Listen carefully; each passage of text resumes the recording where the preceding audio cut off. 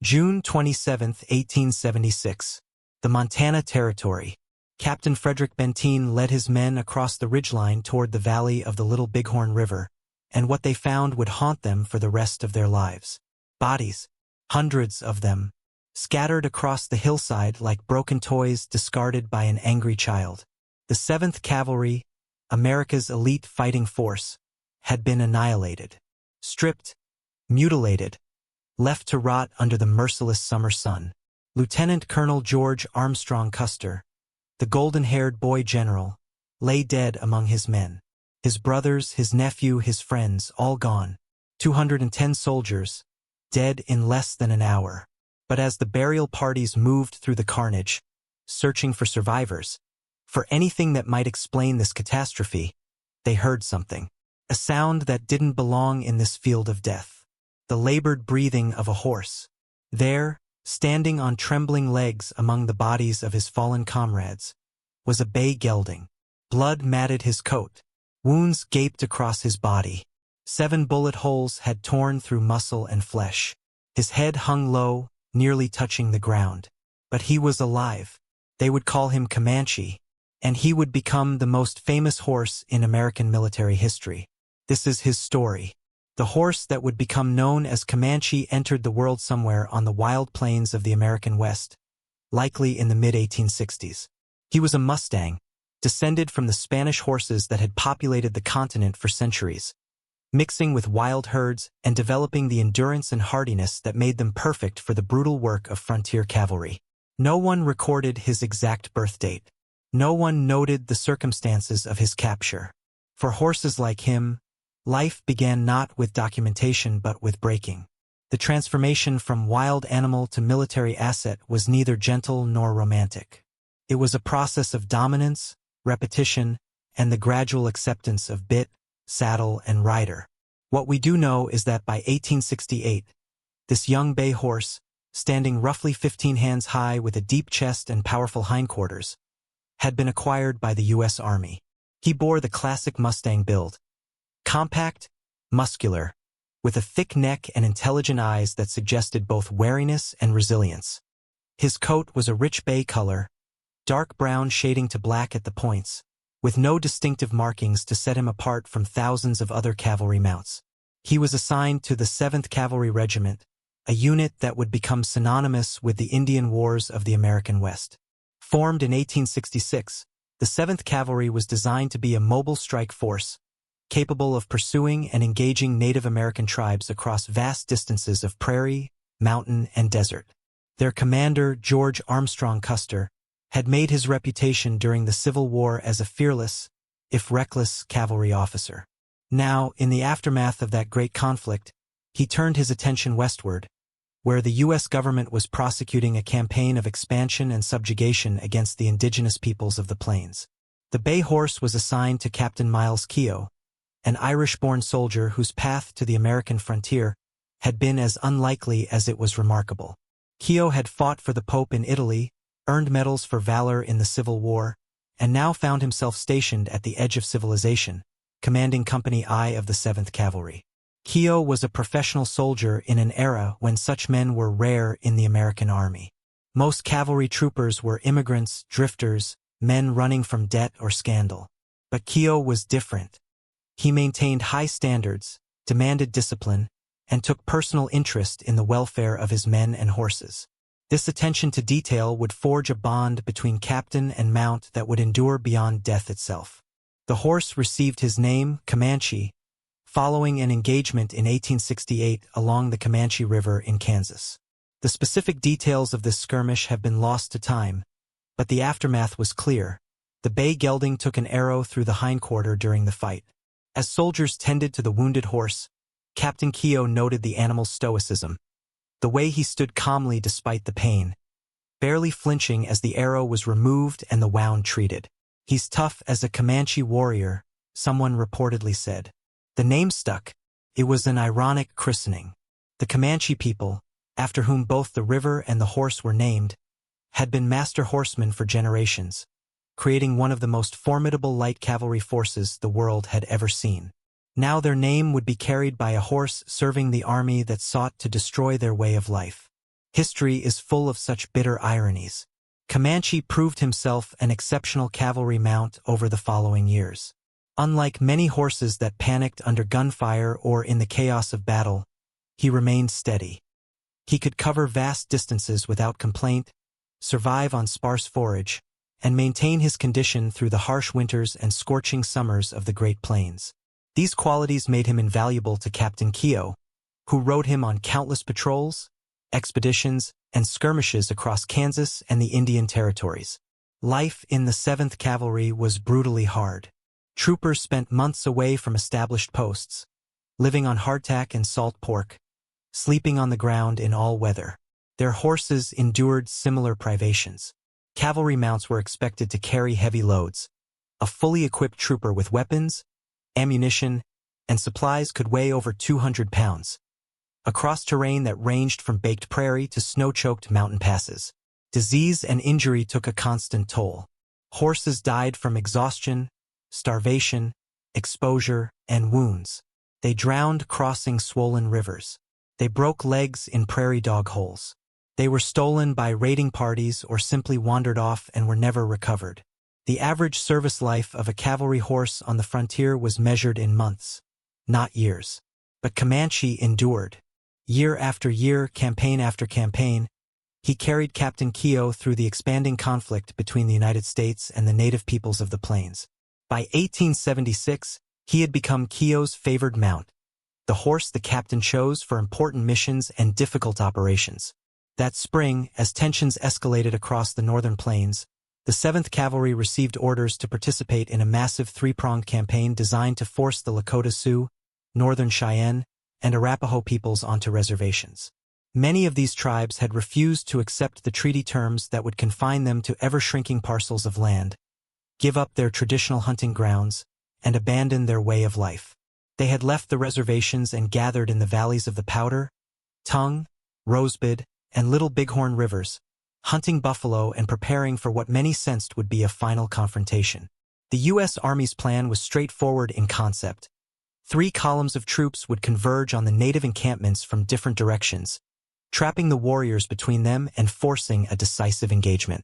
But in practice, coordination proved nearly impossible across hundreds of miles of roadless wilderness with no reliable communication between units. In late May 1876, the 7th Cavalry, approximately 650 officers and men, departed Fort Abraham Lincoln in Dakota Territory as part of Brigadier General Alfred Terry's column. They carried with them rations for 15 days, ammunition for an extended fight, and the confidence of men who had rarely faced serious opposition in their campaigns against native forces. Captain Keogh rode Comanche as the regiment marched westward, following the Yellowstone River into Montana Territory. The column moved slowly, hampered by supply wagons and the need to scout constantly for sign of native movements. The cavalry horses, including Comanche, were in good condition as the campaign began, having spent the winter at Fort Lincoln with adequate forage and rest. By mid-June, scouts had located a massive trail leading toward the valley of a river the Crow people called the Little Bighorn. The number of lodge poles that had dragged across the earth, creating deep furrows in the prairie sod, suggested an encampment of enormous size. But the exact number of warriors gathered there remained unknown. General Terry devised a plan. Custer would take the 7th Cavalry up the Rosebud Creek, then swing west over the divide to approach the Little Bighorn Valley from the south and east. Meanwhile, Terry and Colonel John Gibbon would march up the Bighorn and Yellowstone rivers to block any escape to the north. The native forces would be caught between 2 fires. Terry offered Custer additional troops and Gatling guns. Custer refused, confident that the 7th Cavalry alone could handle whatever they encountered. It was a decision that would doom over 200 men and their horses. On June 22, the 7th Cavalry began their march up the Rosebud. Comanche carried Captain Keogh through rugged country, climbing ridgelines and descending into creek bottoms, following the trail of an enemy that remained frustratingly invisible. The weather was hot, the pace punishing. Horses began to show signs of fatigue, but Custer pushed forward, driven by an obsessive fear that the native forces would scatter and escape before he could bring them to battle. By the night of June 24, The regiment had reached the divide between the Rosebud and Little Bighorn watersheds. Scouts climbed to a high point called the Crow's Nest at dawn on June 25th and reported an enormous encampment in the valley ahead. The scouts, both Crow and Arikara men who had accompanied the cavalry, urged caution. They had never seen so many lodges, so many horses. But Custer, worried that his presence had been detected and that the village would flee, made the fateful decision to attack immediately, despite his men and horses being exhausted from days of hard marching with little rest. At noon on June 25th, Custer divided his command into 4 battalions. Major Marcus Reno would take 3 companies and attack the southern end of the village from the valley floor. Captain Benteen would take 3 companies and scout to the south to ensure no warriors escaped in that direction. Captain Thomas McDougall would guard the pack train with 1 company. And Custer himself, with 5 companies including Captain Keogh's Company I, would swing north and strike the village from another direction, catching the inhabitants between 2 forces. It was a classic cavalry tactic, one that had succeeded in previous engagements when native forces had been caught by surprise and fled in panic. But the situation at the Little Bighorn was entirely different from anything the 7th Cavalry had encountered before. In the valley below, along several miles of the Little Bighorn River, stood the largest gathering of Plains Indian warriors ever assembled. Lakota Sioux, including the Hunkpapa, Oglala, Minneconjou, Sans Arc, and Brule bands. Northern Cheyenne. A few Arapaho. Conservative estimates put the number of warriors at 1,500. Some historians believe the true figure may have approached 3,000. These were not demoralized reservation Indians. These were men defending their families, their way of life, their very existence. They were superbly armed, many carrying repeating rifles that outclassed the single-shot Springfield carbines issued to cavalry troopers. They knew the ground. They had numbers on their side.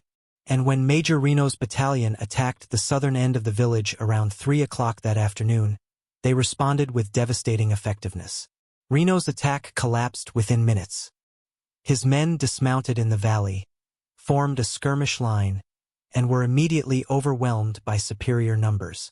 They retreated into timber along the river, then broke and ran for the bluffs on the east side of the valley, losing nearly a third of their strength in the chaotic flight. The survivors dug in on the hilltop and prepared for annihilation. Meanwhile, Custer led his 5 companies north along the ridgeline east of the river, seeking a position from which to attack the village's northern end. Exactly what happened next has been debated for nearly 150 years, because none of Custer's immediate command survived to tell the story. What we know from archaeological evidence, Native American accounts, and the positions where bodies were later found is that Custer's battalion moved north along the heights, perhaps attempting to ford the river at Medicine Tail Coulee. They were spotted. Warriors streamed out of the village, crossing the river in hundreds. Rather than achieving surprise, Custer found himself surrounded on high ground, his forces divided, with no possibility of retreat or reinforcement.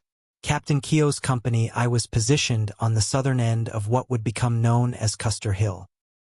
His company and Lieutenant James Calhoun's Company L formed the rear guard, attempting to hold off the warriors surging up from the river while Custer tried to consolidate his position on higher ground to the north.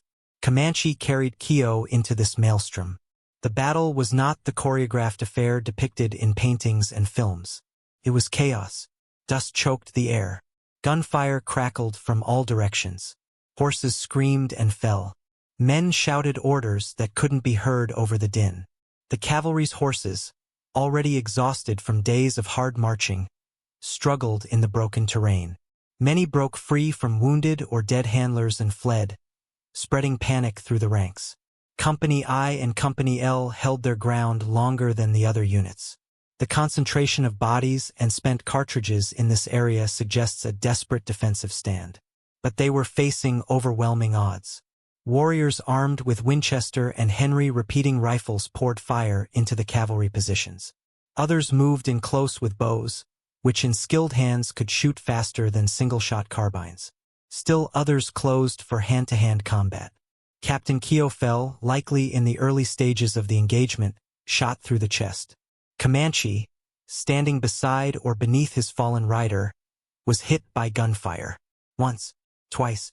3 times. 4, 5, 6, 7 separate bullets tore through his body, striking legs, chest, neck. Any one of these wounds might have killed a lesser animal. Together, they should have been instantly fatal. But Comanche did not fall. The battle lasted less than an hour. By 4:30 that afternoon, every man in Custer's immediate command lay dead. The warriors stripped the bodies, taking weapons, ammunition, and clothing. Some bodies were mutilated, a practice that had complex cultural meanings related to beliefs about the afterlife and to the mutilations native peoples had suffered at the hands of American soldiers in previous conflicts. Captain Keogh's body was one of the few left relatively intact, possibly because he wore a religious medal that some warriors recognized and respected. The battle moved south as warriors turned their attention to Reno's and Benteen's besieged position on the bluffs. The Custer battlefield fell silent except for the occasional groan of dying men and horses. In this silence, Comanche remained standing, too injured to flee, too tough to die. For 2 days he stood there. No food, no water, blood dried on his coat, flies gathered on his wounds.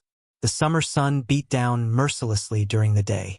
At night, temperatures dropped, and he shivered despite the June heat. Around him, bodies bloated in the sun. Coyotes and wolves began to gather, waiting for nightfall to feed. On June 27th, the relief column finally reached the battlefield. Lieutenant Edward Godfrey, who had been with Benteen's battalion during the fighting, described the scene in his later writings. The field was sickening, ghastly, and horrible. As soldiers moved through the carnage, identifying bodies and beginning the grim work of burial, they heard the horse. Sergeant Milton DeLacy of Company I spotted him first. The bay gelding was standing in a ravine near where Captain Keogh's body had been found. DeLacy recognized the horse immediately, having cared for many of the company's mounts. He approached slowly, speaking softly. Comanche lifted his head, took a few stumbling steps toward the soldier, then stopped, too weak to continue. The soldiers examined his wounds. 7 bullet holes. One had passed through his neck. Another had struck his chest. Multiple hits to his legs. One had grazed his skull. The severity of the injuries was staggering. Veterinary knowledge in 1876 was limited, but even by modern standards, Comanche's survival defied medical logic. He had lost tremendous amounts of blood. The wounds had not been treated. Infection should have set in within hours in the heat and filth of the battlefield. Yet he lived.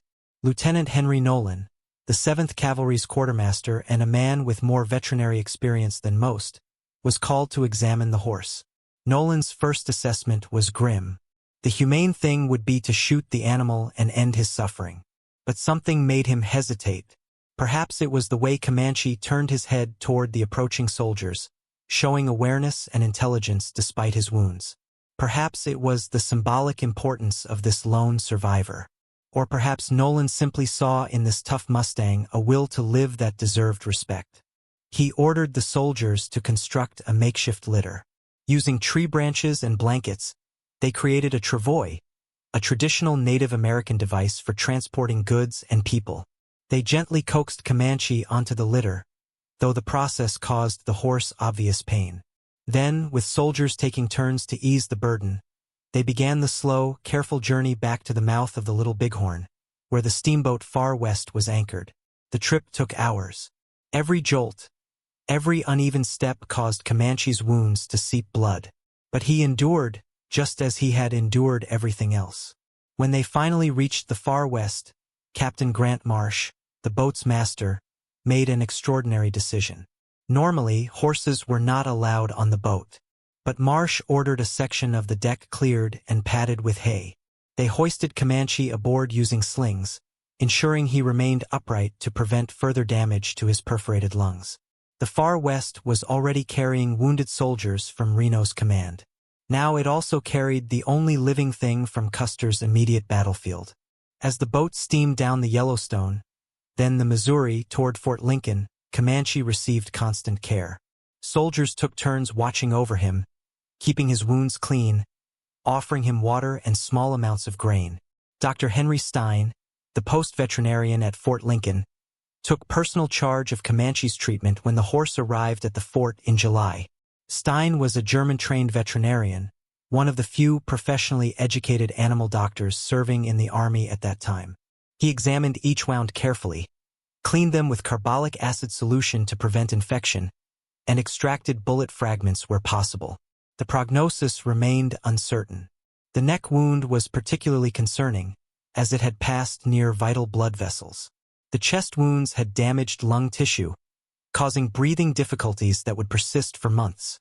The leg wounds had severed muscles and tendons, raising doubts about whether Comanche would ever walk soundly again. But Stein was determined. He had lost too many horses in his career, watched too many fine animals destroyed by disease, injury, or simple neglect. Here was a chance to save something from the disaster at the Little Bighorn, to preserve a living connection to the fallen soldiers. The treatment was meticulous and time-consuming. Wounds were dressed daily with antiseptic solutions.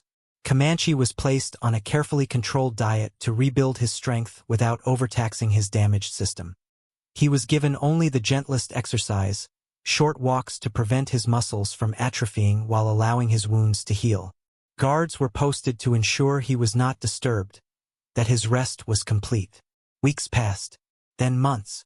Comanche's recovery was agonizingly slow. There were setbacks, times when infection flared or wounds reopened. But gradually, incrementally, he improved. The neck wound closed cleanly. The chest wounds, though they left him with permanent breathing difficulties that would cause him to wheeze for the rest of his life, healed enough that he could move without pain. The leg wounds scarred over, leaving him with a slight limp but otherwise sound. By the fall of 1876, Comanche was well enough to be turned out to pasture. He would never carry a rider into battle again. But he would live. Meanwhile, the disaster at the Little Bighorn had shocked the nation. Custer's death, combined with the loss of over 200 soldiers, became front-page news during America's centennial celebrations. The battle was analyzed, debated, and mythologized. Who was to blame? Could the disaster have been prevented? What did it mean for America's westward expansion and the fate of the native peoples? In the midst of this national trauma, Comanche became a symbol. He was the lone survivor, the living witness to a catastrophe that had killed everyone else. Newspapers published stories about him. Visitors to Fort Lincoln asked to see him. His survival took on an almost miraculous quality in public imagination. On April 10, 1878, Colonel Samuel Sturgis, who had assumed command of the 7th Cavalry after the Little Bighorn, issued Special Order No. 7. This extraordinary document detailed Comanche's future. The horse known as Comanche, being the only living representative of the bloody tragedy of the Little Bighorn, June 25, 1876, his kind treatment and comfort should be a matter of special pride and solicitude on the part of the 7th Cavalry, to the end that his life may be prolonged to the utmost limit. Though wounded and scarred, his very existence speaks in terms more eloquent than words of the desperate struggle against overwhelming numbers, of the hopeless conflict and heroic manner in which all went down that day. The order went on to specify that Comanche would never be ridden again except at regimental functions, where he would be led, fully saddled but riderless, with Captain Keogh's boots reversed in the stirrups, a cavalry tradition symbolizing a fallen comrade. He was to be excused from all duties. He would be fed the best grain, given the choicest pasture, and treated with the respect due to a living monument. It was an unprecedented honor for a horse, reflecting both the Army's genuine affection for this tough survivor and the symbolic importance he had acquired in the wake of the nation's most famous Indian Wars battle. Comanche lived out his retirement at Fort Riley, Kansas, where the 7th Cavalry was stationed in the 1880s. He became a beloved figure on the post, known to every soldier and family. Children would come to feed him apples and sugar cubes. Officers would bring visiting dignitaries to meet him. He attended regimental parades and ceremonies, always led rather than ridden, always carrying the empty saddle with reversed boots. Gustav Korn, a German immigrant who served as the blacksmith for Company I, became Comanche's primary caretaker during these years. Korn had survived the Battle of the Little Bighorn, having been part of the pack train detail. He took his responsibility for Comanche seriously, ensuring the horse wanted for nothing. Under Corn's care, Comanche lived comfortably, though he developed a taste for beer that became something of a legend at the fort. Soldiers would sneak him buckets of beer from the post canteen, which Comanche would drink with evident enjoyment. The years passed peacefully. Comanche grazed in the post pastures, attended ceremonies, received visitors, and lived the quiet life of an honored veteran. He had escaped the violent death that claimed most cavalry horses, the breakdown and sale to civilian owners that awaited those who survived service. In November 1891, Comanche's health began to decline rapidly. He was 29 years old, an impressive age for any horse, especially one who had endured what he had. The old chest wounds had begun to cause complications. Fluid accumulated in his lungs. His breathing became labored. On November 6, 1891, at 7 o'clock in the morning, Comanche died. Corn was with him at the end. The old horse simply lay down, closed his eyes, and stopped breathing. After 15 years of living as the 7th Cavalry's most honored member, the last living link to that June day in Montana had passed. The University of Kansas contacted the Army with an unusual request. Professor Lewis Lindsay Deitch, a prominent naturalist and taxidermist, asked permission to preserve Comanche's body for future generations. The proposal was simple. Rather than bury this historic horse, preserve him so that people a century hence could see the actual animal who survived the Little Bighorn. The 7th Cavalry agreed. The preservation process took months, but when complete, Comanche stood in the University of Kansas Natural History Museum, positioned to show him as he might have looked in his prime, head up, alert, dignified. He remains there today, more than 130 years after his death. Visitors to the museum can look through the glass at the actual horse who carried Captain Keogh into the Battle of the Little Bighorn, who stood among the dead for 2 days with 7 bullet wounds, who survived to become the most honored horse in U.S. military history. You can still see the scars where bullets tore through his hide, a physical connection to events that shaped American history. Comanche represents the countless horses who served in America's wars, most of whom died anonymously and were forgotten. He embodies the bond between soldiers and their mounts, tested under the worst possible conditions. His story connects to the larger tragedy of the American West, the systematic campaign to destroy the independence of the Plains tribes, the native victory at the Little Bighorn that proved Pyrrhic, and an era that ended with the frontier closed and a way of life destroyed. He outlived them all. The great chiefs who led the battle, Sitting Bull, Crazy Horse, Gaul, would all meet tragic ends. But Comanche survived not only the battle but the entire era of the Indian Wars, dying peacefully in 1891 when the Wild West had already become mythology. His preservation ensures he remains when all other direct witnesses have passed. Today, every human participant in that battle is long dead. But Comanche remains, physical and tangible, a direct link to June 25, 1876. Standing before him, you are in the presence of something that was actually there, that experienced the events being commemorated. He stands as witness to the Battle of the Little Bighorn and the violent transformation of the American West. He stands as memorial to Captain Miles Keogh and the men who died that day.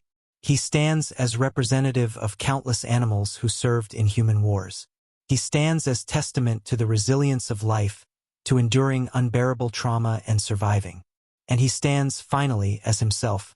Comanche, a bay gelding, born wild on the western plains, trained to cavalry service, wounded 7 times in battle, survivor when none others survived, honored as no other horse has been honored, preserved so that future generations might see and remember. What do you like about this animal? Tell me your favorite animal war story I should talk about next. Don't forget to subscribe and like the video.